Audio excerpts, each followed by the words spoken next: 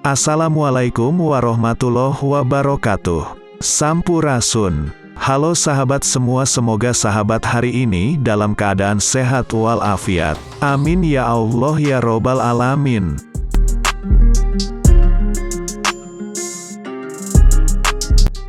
Bila kita mendengar kata khodam, mungkin tidaklah asing, bahkan mungkin biasa-biasa saja di telinga para spiritual. Khodam diketahui merupakan julukan bagi jin pendamping manusia, entah itu khodam amalan atau dari warisan leluhur. Istilah khodam berasal dari bahasa Arab dengan arti pembantu. Khodam juga kerap digambarkan sebagai sosok yang berasal dari kalangan jin. Dalam Al-Quran dijelaskan, jika jin atau makhluk halus itu diciptakan dari api.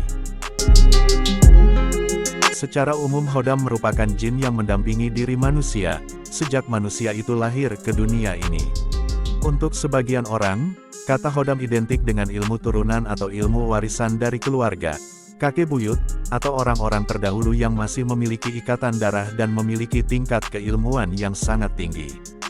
Namun yang saya akan bahas yaitu khodam leluhur. Diketahui khodam leluhur merupakan sosok makhluk gaib yang diturunkan oleh leluhur kepada anak cucu atau keturunan lainnya. Khodam biasanya akan mulai pindah mendampingi, ketika leluhur yang didampingi telah meninggal. Karena tuan yang dilayaninya meninggal, khodam leluhur yang kerap mencari pengakuan berusaha memilih penerus dari keturunan tuan sebelumnya, walaupun harus menunggu beberapa generasi, sampai lahir yang akan didampingi. Tidak semua keturunan dapat mewarisi khodam dari leluhur.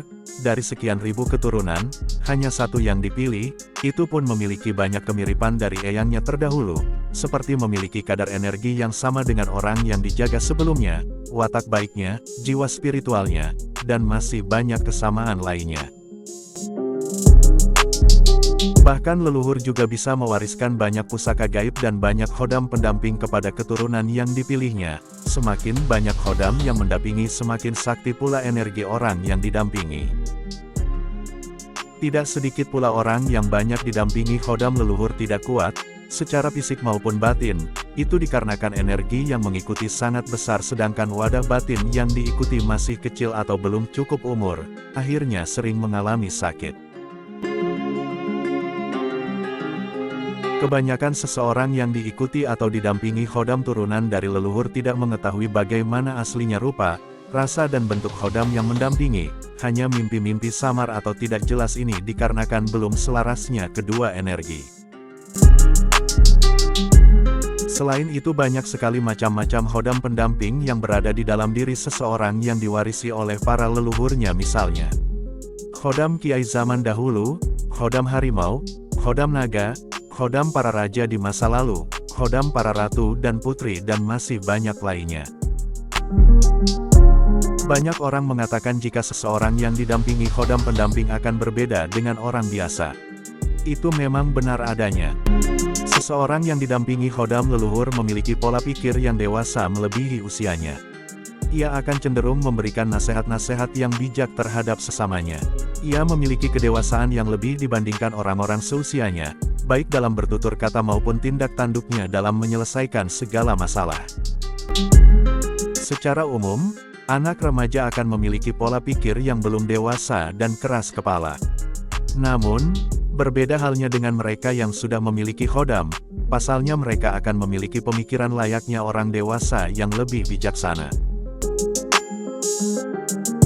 Sebenarnya tidak seperti yang kita sukar bayangkan, orang yang mewarisi ilmu atau khodam pendamping dari leluhur, dari ia kecil sampai remaja, akan diuji oleh Yang Maha Kuasa dari mulai sering sakit yang susah sembuh dan juga telatnya jodoh, bahkan terkadang suka dijauhi oleh teman-temannya.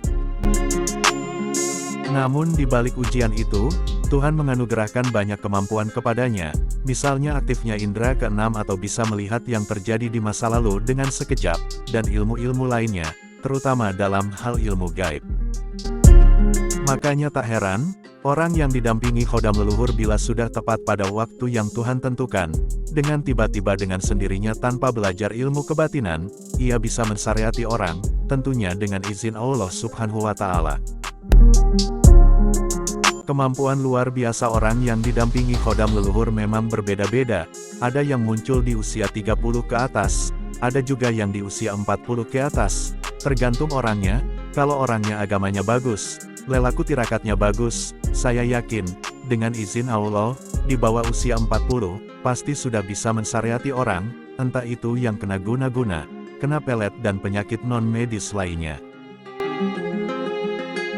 Karena dengan seringnya kita tirakat, energi khodam pun akan semakin kuat, dan juga mempercepat keselarasan kedua energi, yaitu, energi orang yang didampingi, dengan khodam dari leluhur.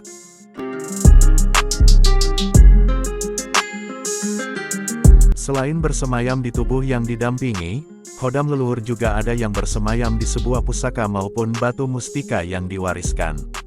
Kesaktian dari khodam leluhur yaitu bisa memberikan keselamatan, kesaktian, kekuasaan, kewibawaan, penundukan, pembungkem hingga rezeki.